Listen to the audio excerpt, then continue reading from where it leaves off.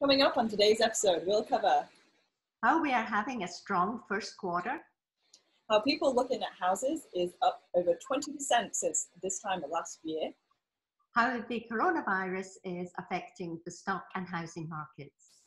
So put the kettle on as we serve up another episode of your monthly market update. So Suzanne, is this year really starting off better than people anticipated? As a matter of fact, in the latest Black Knight report, they said the housing market is heating entering 2020 and recent rate declines could continue that trend, a sharp contrast to the strong cooling that we're seeing at this time last year. So we're starting 2020 off very, very strongly, and part of the reason is, as we're recording this, interest rates are at 3.45%, which is more than a percentage point less than where they were at times last year. So we're in really, really good shape and demand is extremely strong, but we still have challenges with supply, and supply and demand determine everything. How is buyer interest in comparison to housing inventory at present? ShowingTime's latest report shows that overall, the people out looking at houses right now is up over 20% since this time last year. As a matter of fact, the reported increase in buyer foot traffic is the largest in the history of the ShowingTime index. And it's increased dramatically in double digits across the board in every single region. And they're not just looking at houses, they're actually purchasing them. The existing home sales report from the National Association of Realtors shows that overall the number of sales is up almost 10% since this time last year, with the South and Northeast leading the way with double-digit increases. But in fact, every region did well.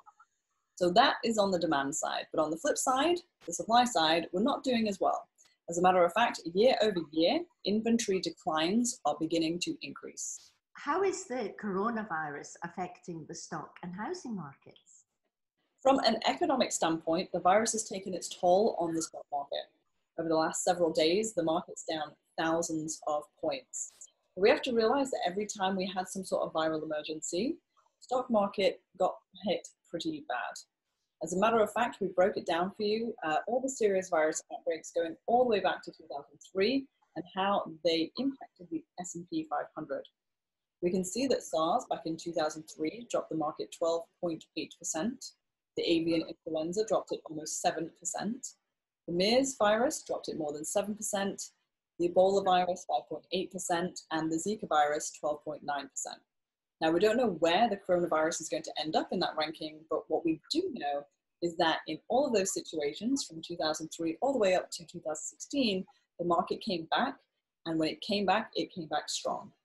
From a housing standpoint, as we're speaking right now, 30-year mortgage rates are at 3.45%. And there are some people projecting we might see sub 3% on a 30-year mortgage. Now, that's the silver lining to all of this uncertainty. There are so many buyers that are out now able to buy a house at truly historically low interest rates. There are sellers that have been trapped in their house because they refinanced a couple of years ago at 3.75 and 4%. And why would they ever possibly give up that mortgage? Well, now they could go and make the move to the house of their dreams, and maybe on a monthly basis, because there's a ton of equity involved in houses. Remember, 50% of all houses have at least 50% equity. With the equity they have and the low interest rates, they could move into a house of their dreams for not much more money on a monthly basis. Great information again, Suzanne, and thank you all for watching. We hope you've enjoyed our market update. And if you're wondering if now is a good time for you to buy or sell, email or call us today.